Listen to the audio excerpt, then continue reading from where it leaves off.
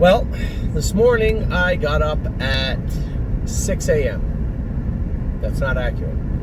I hit the snooze button on my phone at 6 a.m., which I rarely do. But I've noticed, this is 3 times this has happened now.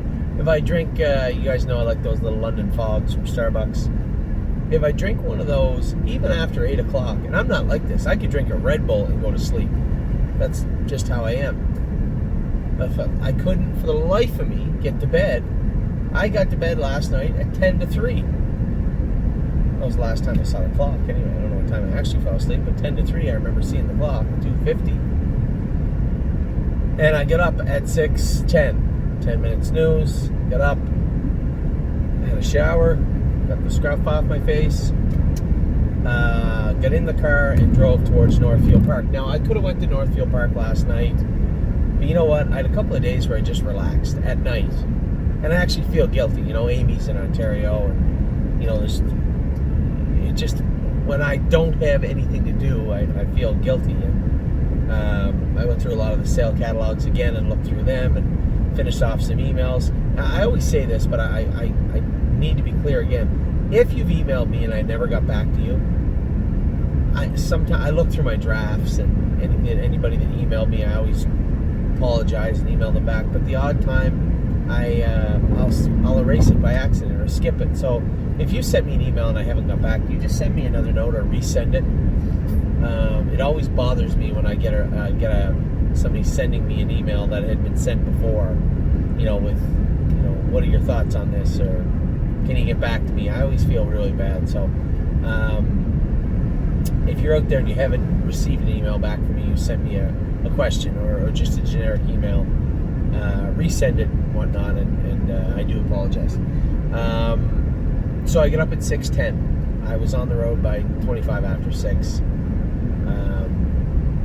And the reason I stayed in the Meadows is I like that hotel room right at the Meadows. It's nice. You can pull the blinds right down. The bed's comfy. I slept the whole while. I didn't sleep good last night, but that wasn't the bed's fault. The night before I slept like a rock. And I wanted to, Tim and I went out to dinner and talked about some of the horses, and there was nothing really to do in Ohio except for today, qualifying day. So my options were yesterday after the Meadows races, drive back to Ohio and stay overnight there, get up in the morning and go do the work in the barn, or get up early from Pennsylvania. Oh, excuse me. Get up early from Pennsylvania and drive 2 hours to Northfield, and I opted for the latter. So I get to Ohio, get to Northfield Park in the morning. Trained my Jazz in 2:4. Trained her pretty stiff today. She's in 3 days, but it's the biggest race of her life, probably that she'll ever be in. I hope she's in a lot of big races, but she's in this one for sure. The best filly drew the 9-hole. Sounds familiar.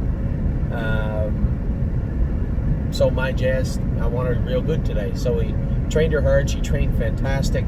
Scoped her after. Everything was good. We're good going into Sunday. Trained globetrotting 1.5 miles. Scoped her. She's clean. Everything's good going into Friday. Jog GW Chrome. For those of you out there, the Chromers, my partners on the GW Chrome call, he was sound today. A little bit of a mixed feeling. I always have an uneasy feeling when I don't know what happened. I still can't tell you why he was lame for so long and then sounded up. I would suspect now maybe he got cast when he got stuck in the gate.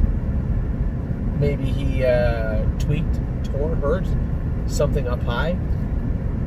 Maybe it was just a real bad contusion bruise in that pastured area, because there's still some swelling in the top of the foot in the pastured area. So maybe it was that. Could have been a number of things, but nothing's conclusive, nothing's certain. So I'll chalk it up to I don't care. He was lame, now he's sound. That's all I can tell you. So he's back jogging now. This is 3 days in a row he jogged. So for those of you saying, we still got this or we still got that, we're going to try and get him back in shape as quick as we can. Be nice to hit a fair. I don't know if we'll be able to. Yeah, we might be able to make the last Buckeye. And then somebody has told me by points he should fit the consolation. So a little bit of racing if we can get the big colt back in shape. He did stand in the stall for over 2 weeks. That's a big deal. That's a huge loss. No guarantees, but we are going to try and get him back in shape as of today, Thursday, September 4th, 3rd, something like that. He is sound. So on to what took place on the track. I had 2 horses to school today. Many of you may not know this, but we took That's My Girl back home. Just whatever, just wasn't working out. You know, Doug runs a great ship. His horses are racing fantastic, but maybe our horses weren't as good as I thought they were. So we brought them all home, raced the 2 colts last night. They're getting picked up today and we brought back to Winterwood Turnout Farm. I'm going to bring Fox Valley Britska from Winterwood back to Northfield. Probably race him a couple of starts, maybe in the Meadows. They have a 2-year-old colt trot. They don't have a 2-year-old colt trot at Northfield, so he'll likely end up racing at the Meadows a couple of times. But That's My Girl schooled today off the gate. Now, first time I went behind the gate, they went around 1 full lap extra with the gate, so she was getting pretty wound up, and she made a break coming off the gate. I asked the guy to stay out and go again if he didn't mind. He said fine. We just put her on the gate and let her trot easy down the stretch, let her out of there. I was up to the quarter in 31 seconds, went a mile 158.1 with her, so she looked better. Which is shocking. I never would have thought she'd get around Northfield Park. Northfield Park is a very odd place. Horses you thought would never get around that track just bust around that track. I gotta be honest, it's one of the best half-mile tracks I've ever been on in my life, ever. It's forgiving in a way that's odd. You know, you go into a turn with some horses that wear like a sharp pull on the inside because they run in. They actually run out a little bit in the turns, of all places, at Northfield. They really do fly around the turns in Northfield. It's a very, very good track to train on. So in that regard, we're lucky. I guess we'll put That's My Girl into qualify next week. She technically, I know a lot of people are going to be saying, can we go back to Indiana? They went in 55 in that stake race in Indiana. And I'll sleep on it. Let's see how she comes out of that schooler before I get too excited about going anywhere with her right away. For now, one option is to qualify her next Thursday at Northfield Park. The other option would be to race her in Indiana. I guess there really isn't a third option. I was wrong. We'll see how that plays out. Jazzy Judy schooled today. She also, first time she ever saw the gate in her life, got a little out of gear. I guess if I was a charter, I could have chartered her with a break coming out of the gate, but it was like split second she was back trotting. I was over the half. We were in a schooling set. I sat in the 2-hole. The horse on the front was he didn't look very good. I just moved around him. I was at the half in 107, took over the lead. Last half in a minute, 1/5 with Jazzy Judy mile 271. Now, before everybody gets too excited about that is a lot of work for this filly in a very short time. She really shouldn't have been able to do what she's been doing. She is just a very, very nice filly, and 2.7's not a big deal, but we will put her into qualify next week. I will try and go 2.3 or 2.4 with her, and that gives us a whole week of wiggle room for Jude before she goes to before she races in Delaware. September 23rd is her stake race. I've called Jim King. I've been holding back because I didn't want to waste his time, and I didn't want to waste his time and say, hey, we got this filly, and then her ever not be ready or just not be good. I did call him after the qualifier to say we did have a filly. She just schooled in 2.7, last half in a minute.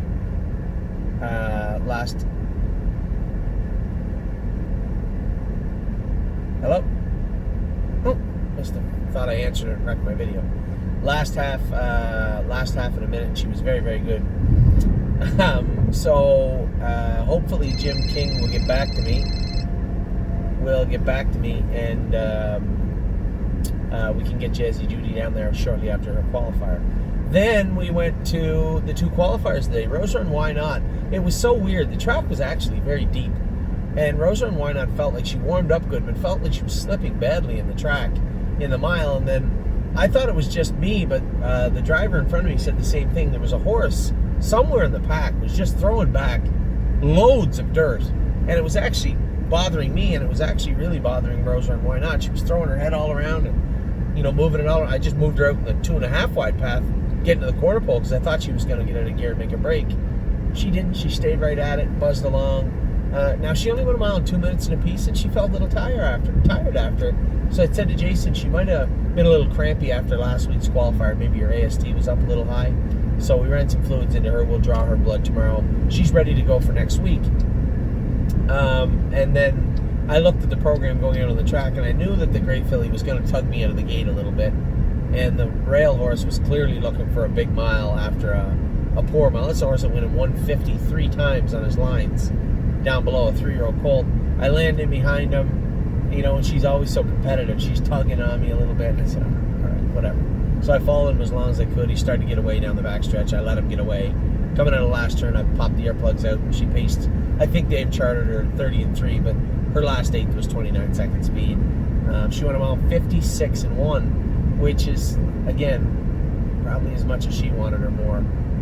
But I want to get a good fierce mile into her, and then, well, again, we'll run some fluids into her. Her first start will probably be a fair next week.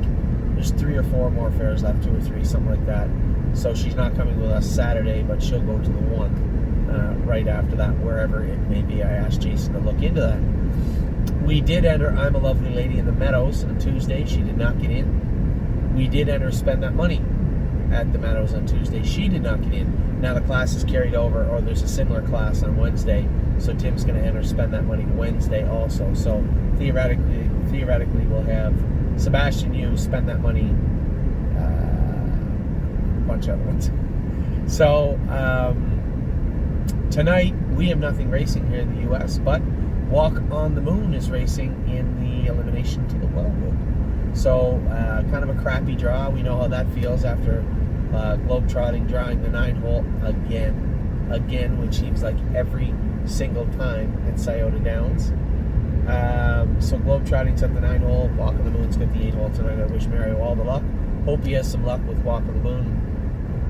And I'm really hoping that we have some luck on the weekend. My Jazz and globetrotting, both coming in sharp, both coming in good, both coming in very tight. Can only hope for the best. 9-hole and 6-hole. I guess we'll see how that plays out. So that is it for, I guess, your qualifying report is on a Thursday this week. It is right now, I guess, since I've been in the States. Gray is a new red, qualified well, 156-1. Rose Run, why not? Qualified adequate, but she put in a good qualifier. Her line doesn't really do her justice. Put in a good qualifier. We're going to open up those flip-flops and put some more new grab on her shoes up front. I don't want to try and take those flip-flops off of her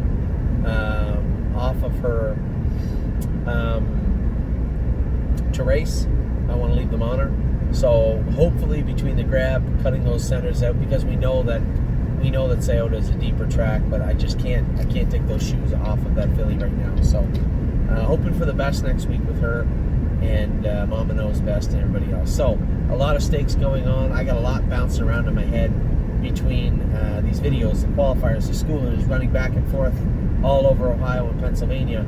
The babies are going to be ready to sell on September 18th, which puts a real kink into my schedule.